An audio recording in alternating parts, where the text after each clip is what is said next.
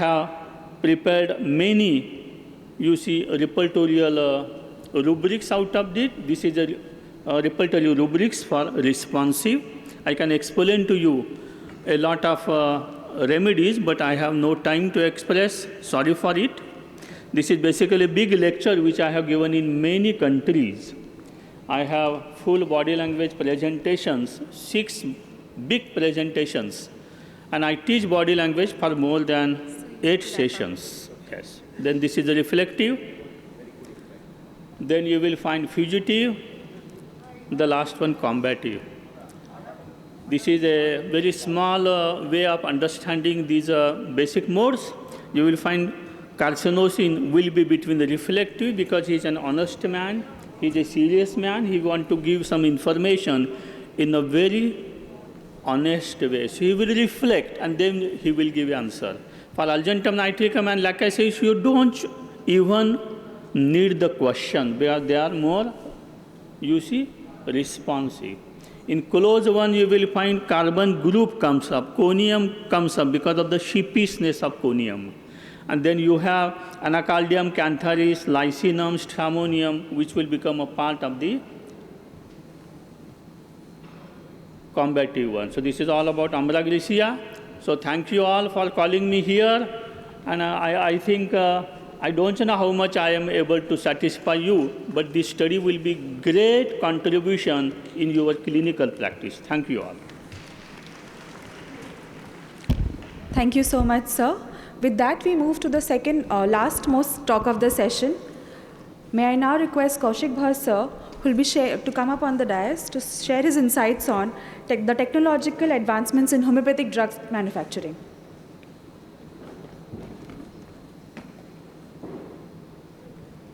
So these are there. Okay.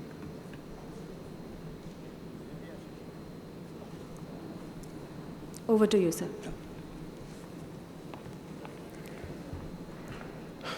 Okay. So firstly, I want to thank you all the organizers of HMI Golden Jubilee 2025 for inviting me to this prestigious dais. Today, I will talk to you regarding a subject which will touch almost everyone of our life present at this moment, that is homeopathic pharmacy. We all know that homeopathic pharmacy, not only homeopathic pharmacy, but the general term pharmacy is consistently related with the term medicine from the very early days. From the days of the herbalists, apothecaries making the medicine by hand, from today's the sophisticated methods of pharmacy, not only proves the human ingenuity, that also proves our constant efforts for longevity and for our healthy life. Keeping all these objectives in my mind, I present my topic on innovations in homeopathic pharmaceutical technology shaping the future of natural medicine. So what is homeopathic pharmacy? We all know that pharmacy consists of 5 steps, that is collection, identification, preparation, standardization, and obviously last preservation. As the time is constrained, so I am skipping some slides. I will guide through very quickly. So what type of technology we can input in the homeopathic pharmacy? So there are many steps where we can input the technology, almost in every step, particularly in quality control measures, in preparation of remedies, and obviously in the potentization techniques. So why we need technology in pharmacy?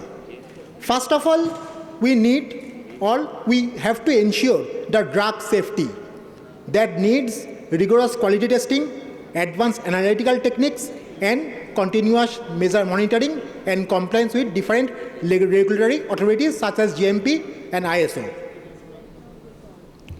First of all, modern quality control techniques in homeopathy, which include ingredient testing and safety, also includes advanced analytical methods such as chromatography and spectroscopy, and obviously regulatory standards and GMP.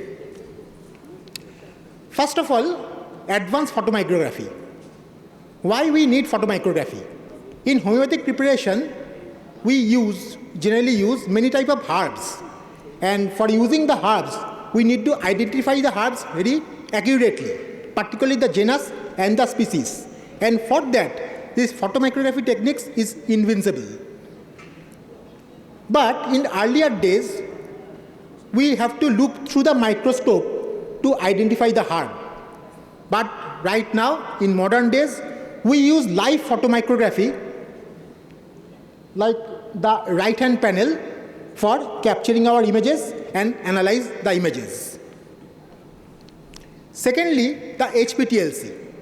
Now we are moving towards HPTLC from TLC. For what reason we have to use TLC? To identify different chemicals present in the herbs. So in the TLC, you can, if you see carefully, the right-hand panel or the left-hand panel, it represents a typical TLC pad. TLC generally done manually. As a result, the spots generating in TLC are fuzzy and little less in resolution. And for that reason, we have moved towards HPTLC or high performance thin layer chromatography, where if you look carefully in the right hand image, the graphs or the points or the spots are much more crisp in nature, and you can easily identify a single chemicals from there and also quantify and qualify the single ingredients in the herbs. So it have an enhanced resolution and sensitivity. It is also an automated process, and it have a greater efficiency than the manual TLC.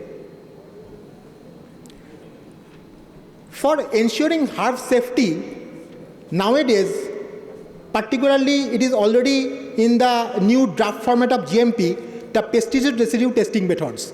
Why we should test pesticide in herbs? Because we all know that we collect herbs from different agricultural field or wild type plants. But maybe the plants are infested with different pesticide that is used in different agricultural field. So we need to identify those pesticides. So this comprises first sample preparation extraction, particularly extraction by solvent extraction and solid phase extraction, and then we have to employ different analytical techniques such as gas chromatography, mass spectroscopy, HPLC, etc. to identify those pesticides. Next obvious thing is we have to identify aflatoxins. Now aflatoxin is a potent carcinogenic compound found in many herbs. It is generally produced by a fungus known as Aspergillus niger or Aspergillus parasiticus. We have to identify, or we have to identify the aflatoxin in different herbs, which possesses a greater health risk if it is present in our medicines. So we can detect aflatoxin or mycotoxin through immunoassay very easily. We are devising a biosensor with the immunoassay. We just have to need a primary antibody against the aflatoxin or mycotoxin. We have to embed that antibody on nitrocellulose membrane, add the samples of herbs on it, and we need to add the secondary antibody to identify the aflatoxin present in the herb. And I already published a paper in this regard. And lastly, we have to detect heavy metals in herbs. We all know that heavy metals bioaccumulates in different medicinal herbs, such as cadmium, mercury, lead, etc., affecting the medicinal quality. And different analytical techniques such as ICP-MS or inductively coupled plasma spectroscopy can be used in this method. And these are some examples of analytical instrumentation like HPLC, HPTLC, mass spectroscopy, GC, etc. And lastly, microbiological testing. We all know that we are harvesting our herbs from different wild type areas, and those herbs may be infected or contaminated with different type of fungi or microbes. So we need to identify them. So in earlier days, we just make a spread plate method or other method to identify the herbs. But in modern days, we took two different methods.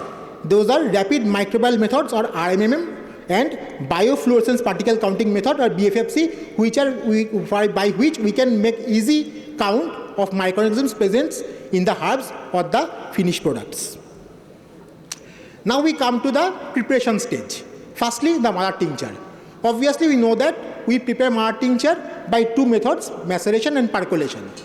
But the limitation of maceration and percolation is that maceration needs at least 14 days and percolation needs at least 7 days to prepare a bulk amount of mother tincture. But in modern days, we are using two methods, very ultra-modern methods for extracting the herbs. One is ultrasound-assisted extraction, and the second is microwave-assisted extraction. But I am focusing just on the ultrasound-assisted extraction because microwave-assisted extraction uses heat, which may ruin your medicine. So what is ultrasound-assisted extraction?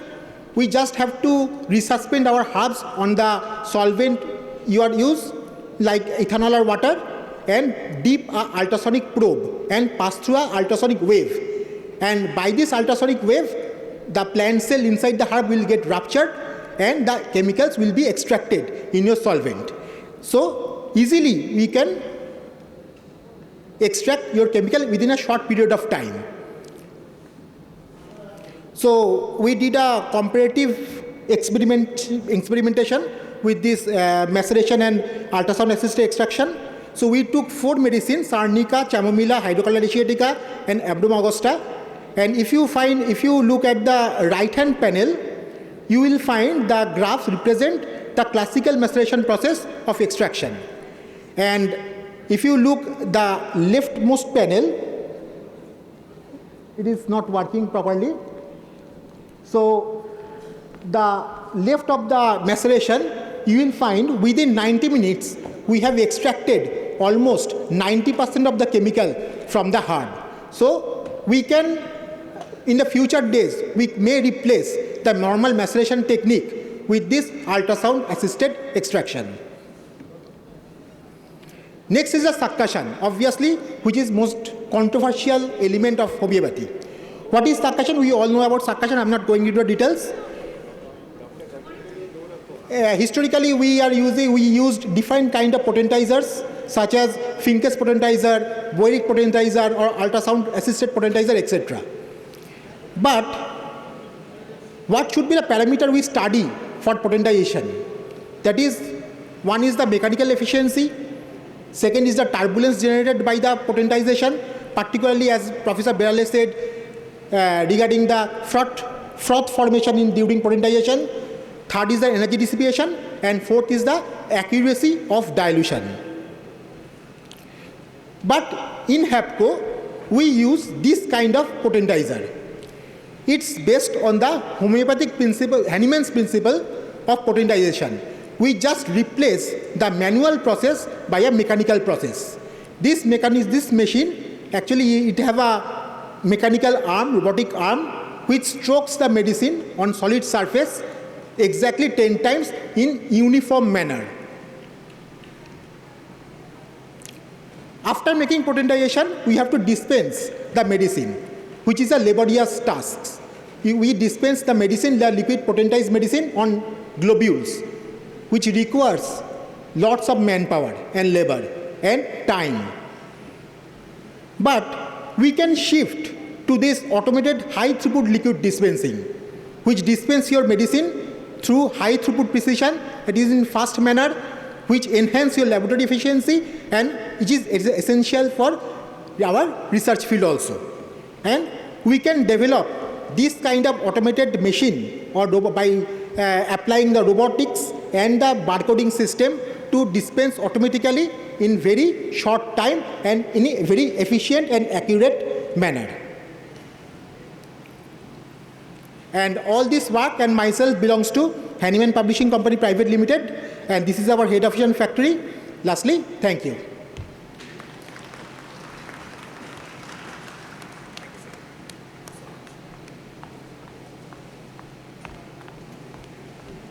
Thank you so much, sir.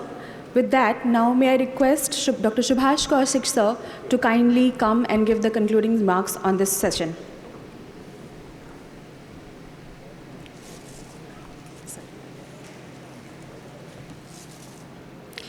Thank you very much, all the speakers. We have heard here 4 learned speakers. We start with from Dr. Jayesh Bilare sir, who has done his talk on a new scientific way of potentization of homeopathic medicine. Sir is actually living encyclopedia. We have given him very much less time. All the speakers are here. If you hear them for a full day, so that will be insufficient. Now we are dispersing them in 10 to 15 minutes, hardly. So he was talking about the powerful bioeffects of nano. And in my career, I have just learned this nano medicine with his name only, the very first time. So he was talking about the cross blood-brain junctions and what is there in medicine. There was one question now to nothing is, there is something. They said that there is nothing in medicine. Now they are saying that there is something in medicine, that is the starting material. And this is our dilemma, that they said that homeopathy have nothing and they said that they are having side effects. So he has covered a lot of things and I just want a big round of applause for him. He is a very big scientist and very humble. Next was Dr. Jawahar Shah Sahab. He talked about a new era of well-being, because we know that from sickness to disease, then health, now we are talking about the wellness. So he also said this thing, where emotions speak, healing begins. Very wonderful talk, sir. And emotional clarity leads to healthier living. So this is the just change of life. What we say, a lot of things, NCDs are non-communicable diseases are growing like anything. And we have to focus on this. And with the addition of this integration of medicine, we can think about this way also in homeopathy. And he just mentioned that there should be change, now change to transformation. So transformation for a healthy well-being. So wonderful talk, sir. Very many congratulations to you. Then I was listening to Dr. Kulkarni. He talked about the communications, that 35% are verbal, whereas non-verbals are 65%. So he was talking about basic responsive modes of the patients and active listening skill. He was focusing on that a doctor must listen his patient very carefully. And he was talking about the mode of body language. He was talking about 4 main parameters: responsive, reflective, combating, and fugitive. So I was just talking to him. He has written a very wonderful book, Body Language in Homeopathy. I recommend his book, that every person should go through that. Wonderful talk, sir. Nice, wonderful talk. And then last one, Dr. Kaushik Bhar. His name is Kaushik, my surname is Kaushik. So we have the similarity like this. He was talking about the essentials of homeopathy pharmacy. And he was ensuring drug safety, modern quality control, what they are doing in HAPCO. This is a very good standard medicine manufacturers. He was talking about TLC, the journey of TLC to HPTLC. As I just mentioned in my speech, that in drug standardization there are 3 things: pharmacognostic, physicochemical, and pharmacologicals. Where is this pharmacognostic and physicochemical deals with the purity and quality of the drug, whereas this pharmacological studies, what we do in vitro and in vivo and lower animals, it concerned with the safety and efficacy. So he has covered all the topics very beautifully. My congratulations to Dr. Kaushik. And though I was the chairman of this session, but I was learning like a student. So it is my honor to be chairperson of this beautiful jury. And they all are the living encyclopedias. Thank you very much, because we are already running short in time. Thank you very much. Thank you.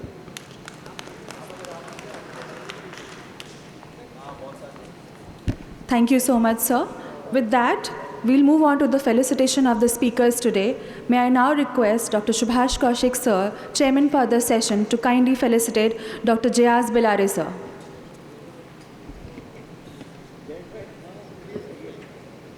Sir, Dr. Subhash Kaushik, sir, to kindly felicitate Dr. Jayaz Bilare, sir.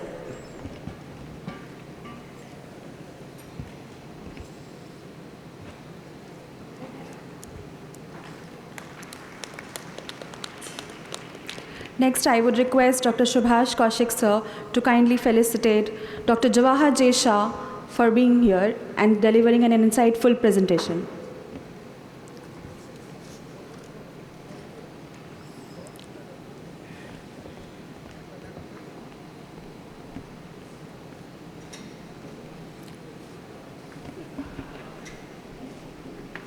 Next, I would request Dr. Subhash Kaushik sir to kindly felicitate Dr. Ajit Kulkarni sir.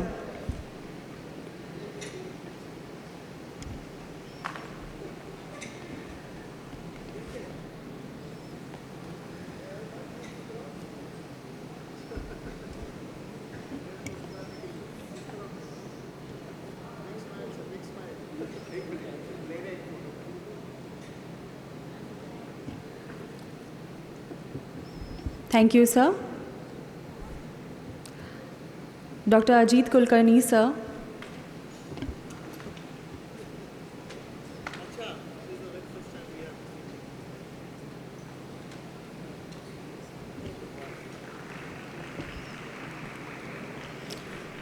Now may I request Dr. Subhash Kaushik, sir, to kindly felicitate Dr. Kaushik Bhaus, sir.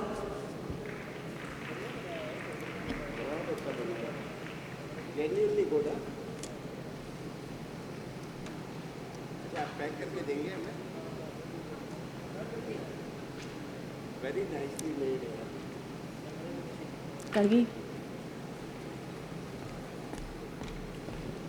To felicitate the chairperson of the SP Day Memorial Session, may I now request Dr. R.K. Manchanda sir to kindly come up on the stage and felicitate Dr. Subhash Kaushik sir.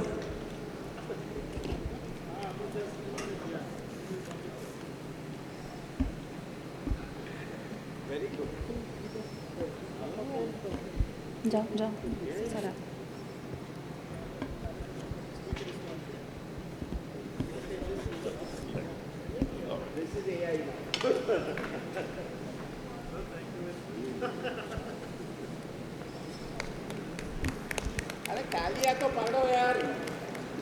Thank you so much, sir. Thank you, everyone, for having patience with us. And thank you to all the dignitaries and speakers and delegates present in the hall. Have a great evening. Thank you so much.